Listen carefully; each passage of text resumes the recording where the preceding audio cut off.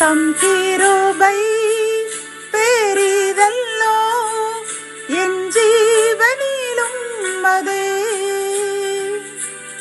இம்மட்டும் காத்ததுவே இன்னும் தேவை கிருபை தாருமே இன்னும் தேவை கிருபை தாருமே. கர்த்தரும் இரட்சகருமாகிய இயேசு கிறிஸ்துவின் ஈடு இணையற்ற நாமத்தில் சேனைகளின் கர்த்தர் ஊழியத்தின் மூலம் 2/6/2025 இந்த நாள் உங்களுக்கும் உங்கள் சந்ததிகளுக்கும் ஆசீர்வாதத்தின் நாளாக அமையப் போகிறது என்று மனதார வாழ்த்துகின்றேன். இன்று நாம் அறியவிருக்கும் கிருபையின் வார்த்தைகள் சங்கீதம் 14:7. கர்த்தர் தம்முடைய ஜனத்தின் சிறையிருப்பை திருப்பும்போது யாக்கோபுக்கு களிப்பும் இஸ்ரவேலுக்கு மகிழ்ச்சியும் உண்டாகும். கத்தோலிக்க வேதாகமம் இவ்வாறு கூறுகின்றது: ஆண்டவர் தம் மக்களுக்கு மீண்டும் வளமான வாழ்வை அருளும்போது யாக்கோபின் இனத்தார் களி கூறுவாராக, இஸ்ரேல் மக்கள் அகல் மகிழ்வாராக என்கின்றது.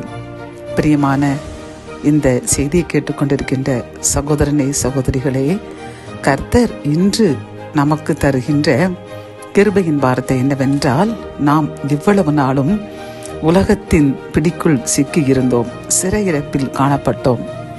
சாத்தான் கூட நம்மை சிறைப்படுத்தி வைத்திருந்தான். கர்த்தருக்கு பிரியமான குணங்கள் நம்மிடம் காணப்பட்டு நாம் சிறைப்பட்டு கிடந்தோம். நாம் விடுதலையாகி பரிசுத்தமாக வேண்டும் என்று பல்வேறு முயற்சிகள் எடுத்த போதிலும் நம்மால் அந்த சிறையிருப்பிலிருந்து வெளியே வர முடியாமல் தவித்தோம். ஆனால் அனுதினமும் கர்த்தரிடம் வேண்டுதல் செய்து இறுதியில் ஆவியானவரிடம் நம்மை ஒப்பு கொடுத்தோம் அல்லவா? கர்த்தர் கூறுகின்றார், நம் சிறையிருப்பை மாற்றிவிட்டாராம். நம்முடைய பிரயாசத்தை நாம் சிறையிருப்பிலிருந்து விடுதலையாகி பரிசுத்தமாக்க வேண்டும், பரிசுத்தமாக வாழ வேண்டும் என்ற முயற்சியை கர்த்தர் ஏற்றுக்கொண்டு ஆவியானவரின் துணை கொண்டு நம்மை முற்றிலும் மீட்டு விட்டேன் என்று வாக்கு கொடுக்கின்றார். ஆகவே நாம் மகிழ்ந்து களி கூறுவோம். நம்முடைய சிறையிருப்பு மாறிவிட்டது. இனி நமக்கும் நம் சந்ததிகளுக்கும் கர்த்தருடைய கிருபை என்றும் உண்டு. நாம் அவருக்கு சாட்சியாக வாழ்வோம். ஜெபம். என் அன்பு தகப்பனே, இந்த கிருபையின் வார்த்தையின் மூலம் எங்கள் சிறையிருப்பை நீர் மாற்றிவிட்டீர் என்று கூறின கிருபையின் வார்த்தைக்காக நன்றியப்பா.